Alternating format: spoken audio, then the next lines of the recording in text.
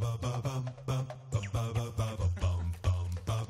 know the music. Thank you so much for watching Atl&Co. I am Rashawn Ali. Because today is MLK Day. It's a day of service and remembrance for our entire country. We asked Sean O'Keefe to prepare a simple family meal that will get everyone to congregate around the family table. Good afternoon, Sean. Hey, Rashawn, how are you? I am fabulously well. How are you? I know you're going to make me do this. Okay. I'm gonna make you do it. That's right. There we go. Haven't got an apron, so you need the hat. Yes. Okay. Are we ready to go? Let's talk about this dish we're making today. All right, crock pot cooking. Yes. So I wanted to do something that would be really easy for a family to do together. Okay. Before they get ready to head out for the day of service. Nice. Okay, so crock pot cooking, literally.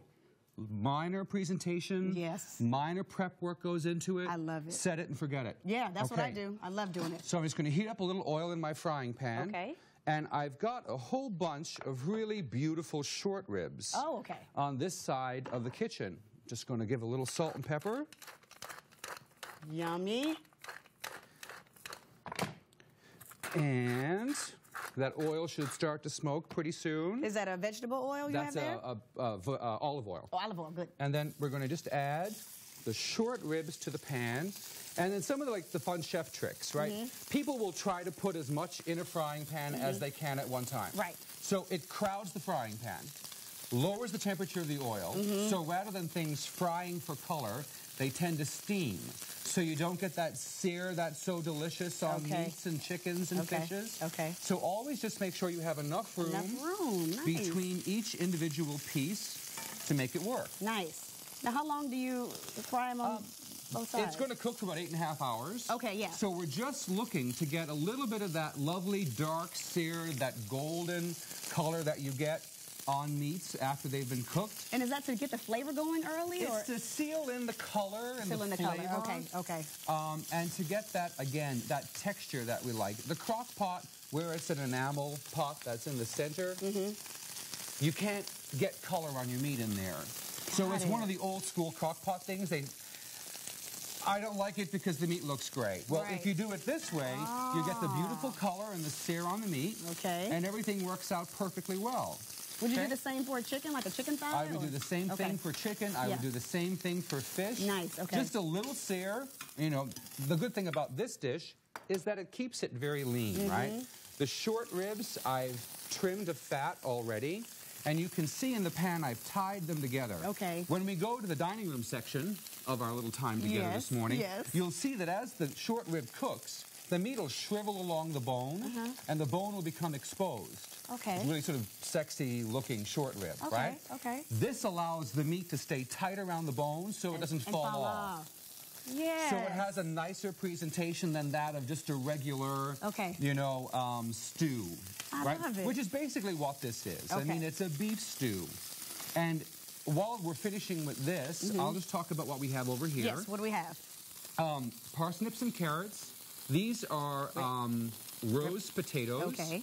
This is a concassé of tomatoes, so it's a tomato that has the seeds and the skin removed. Okay. Smashed garlic, dried porcini mushrooms, onion, turnip, rutabaga. Okay. And then over here, rosemary, thyme, and basil. No, that is awesome. So I left it all big, right? Because it's a family dinner, and Johnny doesn't like potatoes, and Susan doesn't like carrots, and no one likes onions. So if you leave it all nice and big, it's pretty easy to pick what you want out of the dinner. So I thought you just did the meat like that. You do the vegetables as well? I do the meat like this. I like to do the onions a bit, you know. Okay. That, in my opinion, looks a lot prettier than an austere white onion. Yeah. So it's just frying it up, getting a little bit of color.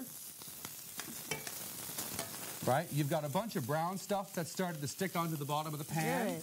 That's coming off the meat, sticking with the onion and the sugars that come from the onion. We'll deglaze this in a minute with red wine, work all that stuff off the bottom of the pan, put it in the crock pot. Nice, nice. And it's pretty exciting. And we have the recipe right there for you so that you can go ahead and copy it down and get to going. You want to do this? Yep, well, sure. Try it in. Oh, just this one? Just the wine. Okay. How much? Put it all in. It's going to steam. Oh, look at that. And this is like an old French trick, right? We deglaze the bottom of the pan. We work all that fond up. That's good. And then we throw that inside as well. Sean, you can cook. Our pan is a lot cleaner. And then let's just put it all in. Nice. Turnips. Everything? Everything goes in. mushrooms, I'll hand it to you. tomatoes, Nice. Empress rose potatoes, a little fresh garlic, parsnip, Fabulous. carrot, Gotta love the carrots. bay and thyme, oregano, Is this chicken broth? a cup and a half of beef stock, Beef stock, okay. and then we just give it a little stir. Right? I like to leave the meat on the bottom. Gets a nice color in there, and Deliciousness. then that's it. Done. 8 hours? 8.5 hours on the crock pot. And let's go to the front of the house. Let's do that. While we're doing it, I'm going to bring out my candelabra. Okay, tell me about this setting really quickly. I like to set a nice table. Yes, I see. So let's start with a little glass of wine. Ooh. That's for you. Thank you. Can't have braised short ribs without enjoying a nice French wine. Look at this. And then open the dish. Okay. There and you this have is the it. cooked product. Oh, wow. So Wow. those are the short ribs. Look at that. The carrots and the onions and the mushrooms. The parsnip and the turnip. Kids can pick what they want. The only thing we have to remember, and I've done this once before, you got to cut the string off the... Right, exactly, because you'll be eating string. Because you'll be eating string, and I forgot to do that a number of occasions. It's a little embarrassing, especially when you're a professional, right? Right. Do I have a... I need a fork. I need to be able to taste it. I have a fork for you. Thank you. There you are. May I indulge? You certainly may. Okay. It should fall right off the bone. And it does, and I'm not eating the string. Don't eat the string. You ready? Are we ready for this? Try it. It's good. That's what I'm talking about. So you get up in the morning. The kids can participate in this. They can choose what they want. If you want to add corn or peas or sugar snap peas, the kids are involved. Mom and dad can look after programming the machine. Literally, set it, forget it, and go. Go out.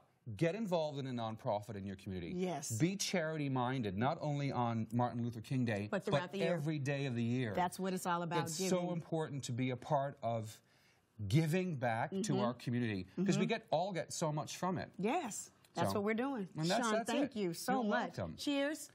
Enjoy your dinner. Thank you so much. Thank you so much. To contact my friend Sean, give him a call at 404-228-7903 or by email at info@SeanO'KeefeEvents.com. Coming up, PC Mike has tips on getting you organized in the new year. We'll be right back.